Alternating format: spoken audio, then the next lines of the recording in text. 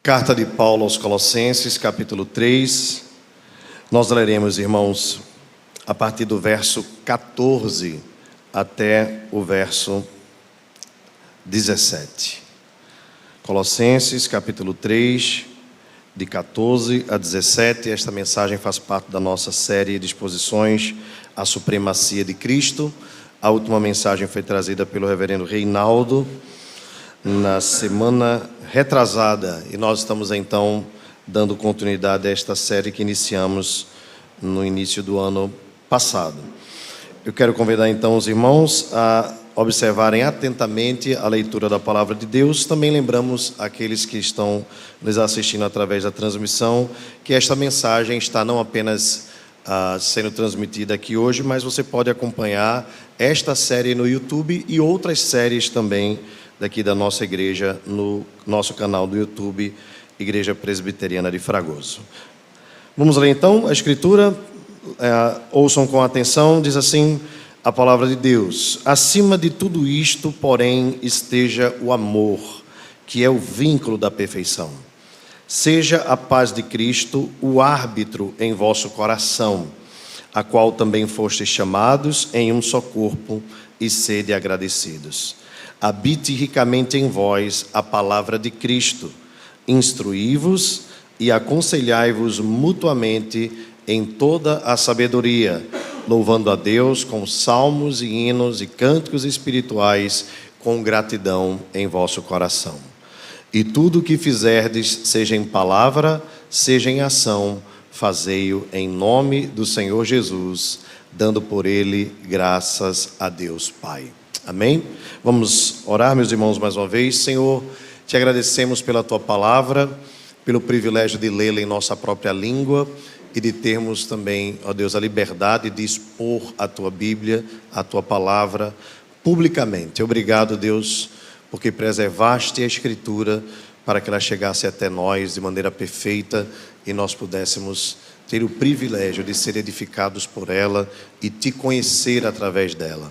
Ajuda-nos, ó Espírito Santo de Deus, a compreendermos e aplicarmos a tua palavra aos nossos corações, em nome de Jesus. Amém. Meus irmãos, o texto de Colossenses capítulo 3, a partir do verso 12, nos chama a refletir a respeito de uma nova roupagem que a fé cristã, que o conhecimento do Evangelho traz às nossas vidas. É muito provável que você já enfrentou alguma situação em que você estava com a roupa inadequada. Você já passou por isso? Talvez excessivamente bem vestido ou talvez mal vestido para alguma ocasião. Eu lembro sempre no período da adolescência de um amigo que antes de ir para a igreja comigo passava lá em casa. E geralmente quando ele passava, ele queria que eu fosse vestido semelhante a ele. Se ele estava de bermuda, ele dizia: oxê, tu vai de calça? Vai não, pô, eu estou de bermuda. Você já deve ter tido um amigo assim, né? E você já pode ter passado por alguma situação dessa, de se sentir inadequado, com uma roupa inapta para aquele momento. E é muito constrangedor. Por exemplo, você não vai para um casamento de qualquer forma, você não vai para uma formatura de qualquer forma e você não vai à praia de qualquer forma. Existe roupa para tudo. E a nova roupa do cristão, ela é adequada e ela é derivada das novas virtudes que foram instaladas em seu coração. E é exatamente isso que Paulo quer trazer como aplicação da união da igreja com Cristo. Neste sentido, então, nós devemos nos lembrar que o propósito do apóstolo Paulo a escrever esta carta é defender uma cristologia, a doutrina de Cristo, que estava sendo anulada pelos falsos mestres que se aproximavam da igreja de Colossos. Haviam falsos mestres, falsos ensinadores, que estavam querendo colocar tradições, principalmente tradições ligadas ao judaísmo, em pé de igualdade com o evangelho. De sorte que Paulo percebendo aquele perigo, possivelmente por meio de Epáfras, que foi o plantador da igreja. Paulo não chegou a ir a Colossos, mas possivelmente através do ministério de Epáfras, Paulo ficou ciente do perigo que estava acontecendo na igreja. Já havia acontecido na igreja dos Gálatas e não foi um perigo diferente de que outras igrejas também enfrentou no primeiro século. Visto que o judaísmo era muito forte naquele período, alguns queriam seguir a Cristo e colocavam a doutrina de Cristo, a obra de Cristo, o que ele fez no Calvário, em pé de igualdade com as tradições humanas, a circuncisão, as festas e todas as outras tradições judaicas. Paulo então precisa fazer uma defesa da cristologia verdadeira. É Cristo somente, e é só isso que a igreja precisa. A questão agora é que Paulo vai aproveitar esta união mística, misteriosa da igreja com Cristo e fazer as aplicações à vida comum da igreja. E Paulo faz isso tanto aqui na carta aos Colossenses, como também na carta aos Efésios. Se os irmãos observarem bem, as duas cartas são irmãs, muito parecidas. Tanto que nos próximos versos nós iremos estudar a respeito dos deveres da família. Paulo também faz isso na carta aos Efésios. Então são cartas irmãs. Se em Colossenses Paulo, na cristologia, defende Cristo, a cabeça em especial, na carta aos Efésios, na cristologia paulina, ele vai tratar do corpo, que é a igreja, que junto com a cabeça, vinculado, forma um só corpo para a glória de Deus. Então, o que Paulo traz a partir do capítulo 3 é aquilo que é resultado da nova vida que, por causa da obra de Cristo, os irmãos em Colossos haviam alcançado e como eles deveriam viver essa nova vida. Se vocês observarem com as Bíblias abertas, na carta de Paulo aos Colossenses, capítulo 3, a partir do verso 5, Paulo inicia dizendo: fazei morrer, pois, a vossa natureza terrena. E vai citar os vários pecados que eles deveriam abandonar. E no capítulo 3, ainda, no verso 12, Paulo vai falar do revestivos, vestivos com uma nova roupa, como eleitos, santos e amados de Deus. Eu não vou expor, irmãos, os versos todos, pelo fato de nós já termos explorado bastante nas últimas mensagens, mas dentre estas virtudes, Paulo lembra a igreja de Colossos: esteja o amor, que é o vínculo da perfeição. E nesse sentido, irmãos, Paulo está nos lembrando que Cristo foi aquele que amou a igreja e que se entregou pela igreja para torná-la perfeita. O amor de Deus, que nós cantamos agora há pouco, foi a motivação pela qual Deus enviou o seu Filho ao mundo. E João capítulo 13 nos diz: ora, tendo Jesus amado os seus que estavam no mundo, amou-os até ao fim. E agora, pela nova vida que nós recebemos em Cristo Jesus, o caminho para os relacionamentos interpessoais, em específico aqui Paulo trata da igreja, mas logicamente nós podemos aplicar a todas as áreas das nossas vidas, é o caminho do amor. Esta deve ser a marca singular da igreja de Cristo. A marca que diferencia os cristãos é o amor. Jesus diz: nisto sois conhecidos que sois meus discípulos, se tiverdes amor uns para com os outros. Na carta aos Coríntios, o apóstolo Paulo cita as várias dificuldades que a igreja estava enfrentando, e como resposta às dificuldades, Paulo sugere à igreja um caminho sobremodo excelente, e este caminho é o caminho do amor. O amor que é paciente, que é longânimo, que é benigno, que não se ufana, não se ensoberbece, não se conduz de forma inconveniente. Ou seja, o caminho da nova vida cristã é o caminho do amor. E meus irmãos, quando nós observamos isso na vida da igreja e comparamos ao que tem acontecido no mundo e os dias difíceis que nós estamos vivendo, de tanta violência, de tanta falta de fraternidade, de respeito, em especial pela vida humana. Se você já observou o seu boletim, se não você pode ler em casa, mas em 2025 houve uma grande pandemia. Você sabia, não? A pandemia do aborto. 73 milhões de abortos no mundo. 73 milhões de abortos no mundo. Você tem noção do que é isso? Isso é resultado da falta de amor. Amor à vida. Os crimes hediondos já não são mais hediondos. As pessoas saem pela porta da frente da delegacia depois de terem cometido assassinatos. Estamos vivendo dias muito difíceis. Em Pernambuco, o número de feminicídios aumentado de forma assustadora. E boa parte desses crimes acontecem dentro das famílias. Nós estamos vendo como as famílias têm sido alvo do ataque de Satanás. E como isso tem resultado a forma mais terrível, que é a morte. E, meus irmãos, o que é a igreja do Senhor, senão lugar de vida e lugar de amor? Senão um lugar que promove, por causa do conhecimento de Cristo. Observem, irmãos, o nosso amor não está baseado em padrões humanos. O amor que a Bíblia nos recomenda a nós exercermos uns para com os outros não está baseado em homens, mas está baseado no próprio Filho de Deus. Está baseado na pessoa bendita de Jesus. O amor humano é condicional. O amor humano é limitado. O amor humano avalia sacrifícios.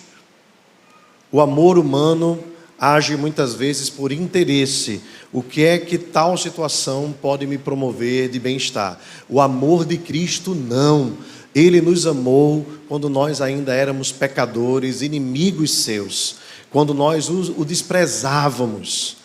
É este amor, meus irmãos, que nós somos pela palavra de Deus incentivados a praticar. É este amor que nós somos estimulados a viver. É este amor que deve dominar o nosso coração. É o amor de Cristo. Paulo diz então aos irmãos de Corinto, de Colossos, acima de tudo, mesmo do perdão, mesmo do dar suporte um ao outro, da humildade, da mansidão, o que traz o vínculo da perfeição é o amor. Portanto, amemo-nos uns aos outros. Meus irmãos, eu louvo a Deus quando o Senhor nos dá a oportunidade de nós revelarmos amor uns para com os outros. E via de regra, isso acontece de maneira muito especial quando surgem problemas entre nós. Às vezes problemas de saúde ou mesmo nas finanças, quando nós precisamos praticar a fé que nós professamos, às vezes com tanto afinco. A grande realidade é que para muitos o amor é um discurso, mas para nós tem sido uma prática. O amor abnegado, o amor que não pensa em si, mas que olha para o outro e o vê como alguém mais importante, considerando acima de nós mesmos. Isso é o que Paulo, irmãos, incentiva os irmãos de Corinto a praticarem. Acima de tudo isto esteja, porém, o amor, que é o vínculo da perfeição. Entenda bem, sempre que surgirem entre nós dificuldades, sempre que nós viermos a passar por algum tipo de animosidade, essas são oportunidades para nós exercermos o amor. Nós amamos as pessoas com quem nós mais convivemos e nós magoamos as pessoas com quem mais nós convivemos. Decepcionamos as pessoas com quem nós mais convivemos. Mas por conta destas coisas, diante da realidade natural das nossas vidas, somos também estimulados ao perdão e ao amor, que é um fruto do Espírito Santo. Da mesma forma, irmãos, na vida cristã, infelizmente nós temos visto muitas pessoas querendo viver a vida cristã de forma isolada ou superficial, às vezes até como forma de autoproteção. Não, a igreja tem muito problema, a igreja tem muita dificuldade. Ora, nós temos problemas dentro de nós somos um grande problema. Na verdade, nós não estamos aqui porque somos perfeitos, mas porque fomos unidos pelo amor de Cristo Jesus, que nos une no Calvário, e somos estimulados aqui a vivermos uma vida de perdão, de graça e de amor continuamente. Portanto, ame e deixe-se ser amado. Abra o seu coração. Relacione-se. Não se coloque dentro de uma redoma. Não se proteja demasiadamente. É como se você não fosse capaz, assim, de criar anticorpos espirituais, se você se protege demais. A vida cristã e a vida eclesiástica, a vida comunitária, é uma aventura que nós devemos estar dispostos a enfrentar, para que, para a glória de Deus, possamos ser estimulados no amor. Se você já teve a oportunidade de pedir perdão a alguém na igreja e de perdoar alguém na igreja, você deve saber o quanto isso te favoreceu, o quanto foi importante para o teu crescimento e o quanto, diferente talvez do que você pensava no momento da crise, o quanto você hoje ama mais essa pessoa do que amava antes. Porque o amor de Deus nos faz crescer também em amor. Verso 15, o apóstolo Paulo diz: seja a paz de Cristo o árbitro em vosso coração, a qual também fostes chamados em um só corpo, e sede agradecidos. São várias virtudes aqui que Paulo cita, irmãos, mas eu queria focar bem nessa questão da paz de Cristo, porque, via de regra, nós pensamos na paz como a ausência de batalha, a ausência de milícia, a ausência de dificuldade, a ausência de luta, ou muitas vezes nós colocamos a paz como um sentimento, quando nós achamos que estamos num lugar legal, né? Até a musiquinha que muitas vezes o pessoal coloca no Instagram, né? Sente a paz desse lugar, né? Sente a paz deste lugar, você já deve ter ouvido, né? No história de alguém. A paz para nós não é um mero sentimento de um momento, nem mesmo uma ausência de algum tipo de batalha. A paz a que Paulo se refere aqui, a paz de Cristo, é aquela paz que Cristo conquistou para nós. Ora, a Bíblia diz que nós éramos por natureza filhos da ira e que nós éramos por natureza inimigos de Deus. Quando o homem pecou ainda no Éden e Deus o expulsou do jardim junto com a mulher, colocando querubins ao redor do jardim para que o homem não se reaproximasse, ali foi criada uma celeuma, ali foi levantada uma barreira, de sorte que o homem não podia mais ter comunhão com Deus. Isso ficou bem estabelecido, o homem não retorna, e a vida do homem longe de Deus vai de mal a pior. A realidade é que nós herdamos de Adão uma natureza pecaminosa, de tal forma que nós não conseguimos não pecar. Somos pecadores por natureza. Todo ser humano é pecador por natureza. Davi disse: eu nasci na iniquidade e em pecado me concebeu a minha mãe. Mas aprouve a Deus, anunciando ainda, após o pecado do homem, um proto-evangelho, dizendo à serpente: porém inimizade entre ti e a mulher, entre a tua descendência e o seu descendente, este te ferirá a cabeça e tu lhe ferirás o calcanhar, também anunciando um sacrifício que seria para Deus, satisfatório no sentido de nos reconciliar com Ele, quando o homem pega para si folhas de figueira e cobre a sua nudez, o seu pecado, Deus manda que ele tire, e Deus mesmo faz vestes novas para o homem com pele de animais. Ali está declarado o primeiro sacrifício, o primeiro derramamento de sangue. E todos eles apontavam para um sacrifício que seria eficaz, um sacrifício que satisfaria a justiça de Deus, um sacrifício poderoso para nos reconciliar com Deus. E João, quando viu Jesus, exclamou dizendo: eis o Cordeiro de Deus que tira o pecado do mundo. Por isso o apóstolo Paulo diz que ele é a nossa reconciliação, que Deus estava em Cristo reconciliando consigo mesmo o mundo, não imputando aos homens as suas transgressões. Agora, meus irmãos, a todos quanto receberam a Jesus, foi-lhes dado o poder de se tornarem filhos de Deus, a saber, aos que creem no seu nome.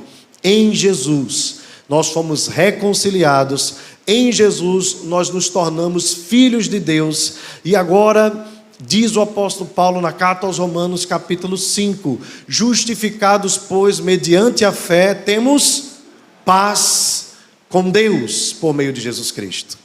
Jesus conquistou a nossa paz. Deus olha para nós, seus filhos, seus eleitos, lavados pelo sangue de Jesus. Deus olha para nós com alegria. Deus olha para nós com amizade. Deus olha para nós com amor. E todo aquele que crê em Jesus recebe também de Deus amor, amizade e filiação, se torna filho de Deus. Meus irmãos, esta é a paz. Não há mais nada que nos separe de Deus, nem a morte, nem a vida, nem os anjos, nem os principados, nem toda a lista que o apóstolo Paulo traz lá na carta aos Romanos, capítulo 8. Nada pode nos separar do amor de Deus, que está em quem?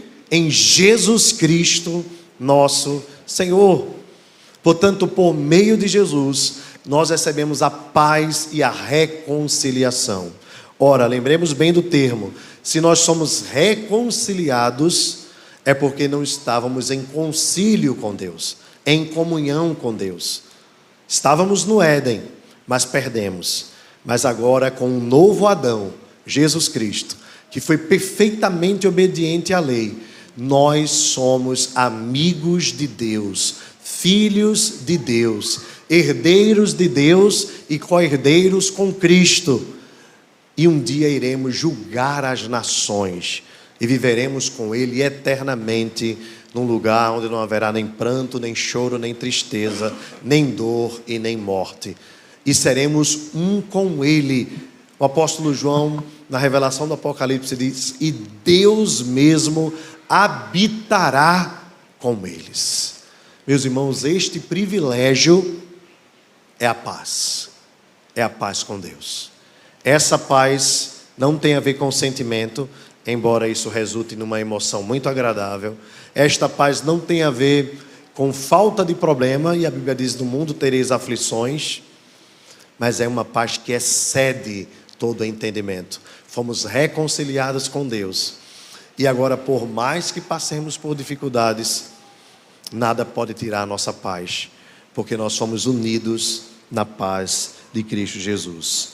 Então, o que é que Paulo diz aqui? A paz de Cristo seja o árbitro em vosso coração. E o que é o árbitro, irmãos? Aqui é uma linguagem comum a nós.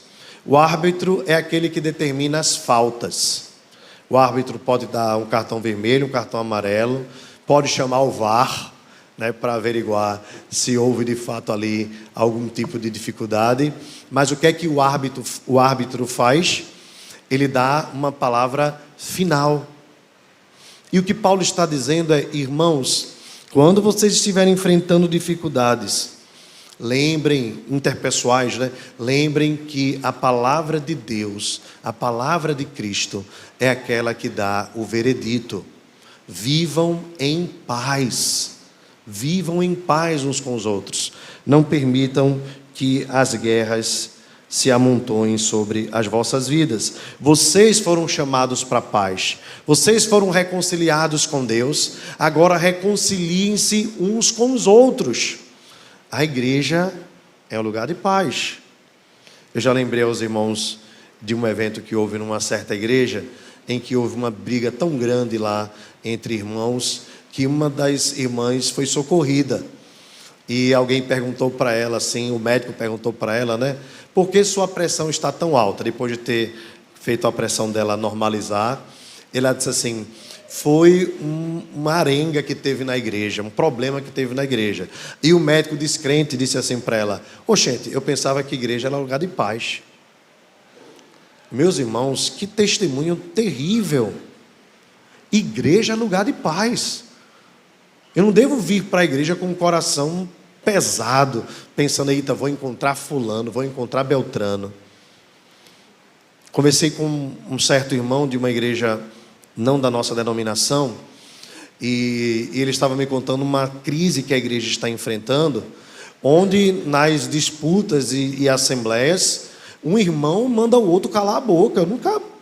Eu fico imaginando um negócio desse, assim, como deve ser terrível um ambiente como esse. Sem imaginar você ir para a igreja para viver num ambiente de hostilidade, onde um irmão manda o outro calar a boca, onde um se levanta e acusa o outro. Meus irmãos, não é para isso que nós somos chamados. Isso é uma vergonha para o Evangelho. Paulo é muito veemente em chamar a atenção dos irmãos de Corinto. Em Colossos a gente não conhece nenhuma situação específica, mas quando Paulo escreve aos irmãos de Corinto, Paulo é muito duro em dizer para os irmãos que a falta de amizade, de fraternidade, de amor que eles tinham uns com os outros, as disputas que haviam no meio da igreja, faziam com que eles, mesmo celebrando a ceia, não celebrassem a ceia do Senhor. E Paulo diz, porque eu recebi do Senhor que também vos entreguei. Não foi isso que vocês aprenderam de mim. Eu não entreguei para vocês isso. Vocês são incapazes de ter comunhão, até no momento da comunhão. Nós chamamos a ceia de comunhão. E no momento da comunhão vocês brigam na hora do jantar, no ágape, e na hora da ceia vocês festejam como se nada tivesse acontecido.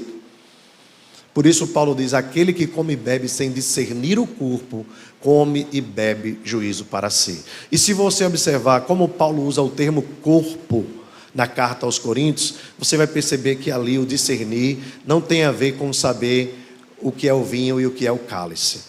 Mas o discernir o corpo ali tem a ver com viver uma vida cristã de amor e de paz com o seu irmão. E isso faz um coro com aquela palavra de Jesus, quando ele diz que quando você for entregar a tua oferta e lembrar que o teu irmão tem algo contra ti, deixa de lado a tua oferta, vai primeiro te reconcilia com teu irmão e depois deixa a tua oferta. Meus irmãos, o amor e o perdão precedem o culto. Como é que nós vamos adorar a Deus a quem nós não vemos e amá-lo a quem nós não vemos, se nós não amamos o nosso irmão a quem nós vemos? Se nós não somos misericordiosos uns com os outros, se nós não somos capazes de entender que o outro é tão fraco como eu, e ele me magoou, mas talvez amanhã seja eu quem o magoe. Os casais sabem bem aqui, quem é que pode prometer para a esposa, nunca vou te magoar? Quem pode prometer para o marido, nunca vou te magoar? Seria possível fazermos isso se a gente casasse e depois só voltasse a se encontrar depois de 30 anos, né? Mas se a gente convive, a gente magoa, a gente machuca. Tem dia que nós não estamos bem, tem dia que nós não medimos as palavras, tem dia que nós estamos irados, tem dia que nós estamos impacientes. É a realidade da nossa natureza. Nós esperamos ser restaurados completamente disto, mas nós somos seres humanos, somos carne e falhamos uns com os outros. Por isso nós devemos entender a fraqueza do outro. Ainda que seja a minha força, eu devo entender a fraqueza dele, porque eu também tenho outras fraquezas. Mas nós devemos mutuamente caminhar no caminho do amor, caminhar no caminho da paz. Às vezes, para ter paz, a gente dá um passo para trás. Deixa a coisa acalmar e depois trata. Os casados aqui sabem bem o que eu estou falando. Todo casal casado tem que ter um cachorro, principalmente os homens. Quando a mulher estiver muito brava, leva o cachorro para passear. Leva a totó, 1 hora, 2 horas. Depois a coisa calma. Alguns irmãos homens sabem muito bem que há um período que é bem difícil na nossa vida. Geralmente ele acontece 1 vez por mês e nós precisamos estar preparados para enfrentarmos. Não é verdade? Então, a gente recua. Irmãos, nós precisamos entender uns aos outros. Temos as nossas lutas, temos as nossas dificuldades. Talvez o meu irmão não estava no melhor dia, mas depois eu vou conversar com ele, porque eu quero viver em paz com meu irmão. Não tem coisa melhor do que viver em paz. Andar tranquilamente, viver tranquilamente, olhar nos olhos das pessoas, não ter vergonha, não ter constrangimento em estar perto do outro. Paulo diz: vocês foram chamados em um só corpo. Nós somos o corpo de Cristo. A mão não pode estar contra o pé, nem o olho contra o nariz, mas nós precisamos caminhar juntos. E sede agradecidos. No verso 16, Paulo diz: habite ricamente em vós a palavra de Cristo. Instruí-vos, vamos ler todos juntos o verso 16, irmãos? E o verso 17, vamos lá? Habite ricamente em vós a palavra de Cristo, instruí-vos e aconselhai-vos mutuamente em toda a sabedoria, louvando a Deus com salmos e hinos e cânticos espirituais, com gratidão em vosso coração. Tudo que fizeres, seja na palavra, seja em ação, fazei em nome do Senhor Jesus, dando por ele graças a Deus. Amém. Excelente leitura. Irmãos, observem, Paulo diz: habite a palavra em vocês, mas habite ricamente. Sejam o povo da palavra. A palavra guie vocês. Instruí-vos e aconselhai-vos mutuamente. Observe que essa não é uma orientação que Paulo escreve a Timóteo, nem a Tito, que eram os pastores das igrejas de Éfeso, de Creta, mas é uma recomendação que o apóstolo Paulo traz para a igreja de Colossos, mostrando que o sacerdócio universal de todos os crentes é uma realidade. Todos nós somos sacerdotes de Deus e podemos nos instruir mutuamente. Os irmãos mais maduros instruindo os mais neófitos, e assim a igreja caminha à luz da palavra de Deus, nos grupos pequenos, nas reuniões da escola bíblica dominical, no dia a dia, na caminhada, na amizade. O apóstolo Paulo diz: a palavra habite em vocês de forma rica. Meus irmãos, isso ajuda a igreja a ser um ambiente diferenciado do mundo. Há muita gente pedindo conselho no mundo, e a Bíblia diz que é bem-aventurado o homem que não anda no conselho dos ímpios, não se detém no caminho dos pecadores, não se assenta na roda dos escarnecedores. Você não deve buscar conselho em quem não teme a Deus. O que pode, queridos, o ímpio te oferecer de orientação espiritual? É a palavra de Deus, a palavra do Deus vivo, a palavra da verdade.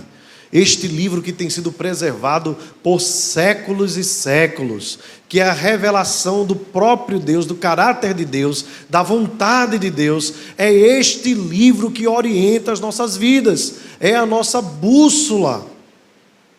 É esse livro que tem orientado a vida de grandes homens e mulheres de Deus na história. É este livro que tem sido o alento até mesmo para os mais simples, que não têm capacidade de compreender coisas extraordinárias, mas que, orientados pelo Espírito Santo, conseguem entender as coisas simples da vida e viverem para a glória de Deus. É o livro do seu João, da Dona Maria, mas é o livro também do intelectual. É o livro que fez com que muitas universidades nascessem. Foi através deste livro que a sociedade ocidental foi construída. É este livro que tem preservado muitas vidas, inclusive a minha e a sua, até os dias de hoje. Por isso nós não devemos buscar orientação com quem não está submisso a este livro. Às vezes as pessoas estão enfrentando dificuldades no casamento, e o conselho de quem não teme a Deus é: se separe. Os relacionamentos se tornaram descartáveis nos nossos dias. É muito comum nos ambientes de trabalho você receber conselho para fazer corpo mole. Mas quando você busca orientação com quem teme a Deus, você vai andar junto aos ribeiros de água, que no devido tempo dá o seu fruto, cuja folhagem não murcha, e tudo quanto faz será bem sucedido. Porque é bem-aventurado o homem que teme ao Senhor, que anda nos seus caminhos, que anda segundo a palavra de Deus. Ela é lâmpada para os nossos pés e luz para os nossos caminhos. Nos torna mais sábios até do que os idosos, do que os mestres, quando nós observamos a palavra. E como o jovem pode guardar puro o seu caminho? Sendo orientado à luz da palavra de Deus. Meus irmãos, a palavra de Deus é vida, e fora dela só há morte. A palavra de Deus é quem orienta o povo de Deus em toda a sabedoria. E o apóstolo Paulo também recomenda outra virtude: louvando a Deus com salmos, hinos e cânticos espirituais. Eu não creio que há uma diferença aqui, irmãos, entre estes três termos, alguma diferença técnica. Alguns diziam os salmos é o cântico só dos salmos, mas salmodiar é um verbo, tá? Hino, é só o hino do inário. Nem existia inário naquela época, a não ser o inário que foi construído depois pela igreja. Alguns textos do Novo Testamento, como Efésios capítulo 2, possivelmente foram os primeiros cânticos ali que fizeram parte do inário cristão. E cânticos espirituais não tem nada a ver com o que necessariamente nós cantamos hoje. Não há uma diferenciação, mas a ideia é: a igreja é o povo do louvor, é o povo da gratidão a Deus, é o povo que exalta os feitos de Deus. E se nós queremos viver entre nós, nós devemos viver para exaltar o nome de Deus. As nossas conversações devem apontar para a glória de Deus. Meus irmãos, isso nós só encontramos no meio do povo de Deus. As nossas conversas são diferentes. A nossa perspectiva da vida é diferente. A nossa cosmovisão é diferente. Porque o nosso foco está em exaltar o nome do Senhor, em louvar ao nome do Senhor, em bendizer ao nome do Senhor, com gratidão no coração. E para encerrar, o apóstolo Paulo diz no verso 17: e tudo que fizerdes, tudo, seja em palavra ou seja em ação, fazei-o em nome do Senhor Jesus, dando por ele graças a Deus Pai. Veja como Paulo fecha esse ponto aqui, e claro, através deste verso também abre uma nova seção, que nós vamos ver mais para frente. Mas Paulo fecha a seção das virtudes para a igreja, dizendo o seguinte: só faça se você puder dizer no final, em nome de Jesus, amém. Só faça se você puder afirmar nas suas palavras ou nas suas ações que o caráter de Cristo aprova aquilo ali. Você não pode ser um fraudador em nome de Jesus. Você não pode ser um mentiroso em nome de Jesus. Você não pode ser maledicente em nome de Jesus. Você não pode ser fofoqueiro em nome de Jesus. Você não pode ser irascivo em nome de Jesus. Observe, irmãos, que o nome está sempre ligado ao caráter. Sempre ligado ao caráter. E quando nós oramos em nome de Jesus, lembra que a Bíblia diz assim, e Jesus diz: e tudo que pedirmos em meu nome, eu vô-lo farei. Ou seja, é quando nós oramos de acordo com a vontade de Deus. Aqui o sentido é o mesmo. Tudo que nós fizermos, irmãos, nós precisamos ter a certeza que está dentro da vontade de Deus. Se assim for, em nome de Jesus, amém. Que seja para a glória de Deus. A grande questão é se a nossa jornada tem sido seguir os passos de Jesus. Como David Livingstone, que eu já contei para os irmãos tantas vezes, que foi confundido com o próprio Cristo quando fazia a cartografia da África, com o desejo de chegar até a nascente do Nilo, e passou um tempo entre os nativos, viveu com eles de tal forma que mesmo após a sua morte, anos depois, missionários foram pregar e os nativos disseram: nós conhecemos esse Jesus a quem você se refere, porque ele esteve há pouco tempo entre nós. Eles estavam apontando para David Livingstone. Que nós sejamos semelhantes a Jesus, que tudo que nós façamos e que tudo que nós dissermos, possamos fazer sempre a vontade de Deus, para a glória de Deus. Essa é a nova vestimenta, irmãos, que nos foi dada. E claro, quando nós lembramos dessas virtudes, nós não estamos declarando que não vamos falhar. Todos somos pecadores. Mas quando nós falharmos, nós obedecemos a palavra do Senhor, que diz assim: filhinhos, estas coisas eu vos escrevo para que não pequeis. Se porém pecardes, tendes advogado junto ao Pai, Jesus Cristo, o justo. Ele é a propiciação pelos nossos pecados, e não apenas pelos nossos, mas do mundo todo. Se nós falharmos, nós olhamos para Jesus, que é o nosso modelo. E Ele certamente, pelo seu perdão e por sua graça, nos lava, nos purifica, nos reconcilia e nos torna novamente junto a Ele na caminhada para a glória de Deus. Eu queria então convidar você a ficar de pé e nós cantarmos juntos a nossa história. O hino de número 336 fala da transformação que Deus operou nas nossas vidas. E porque Ele nos transformou, nós vamos consagrar toda a nossa vida a Ele.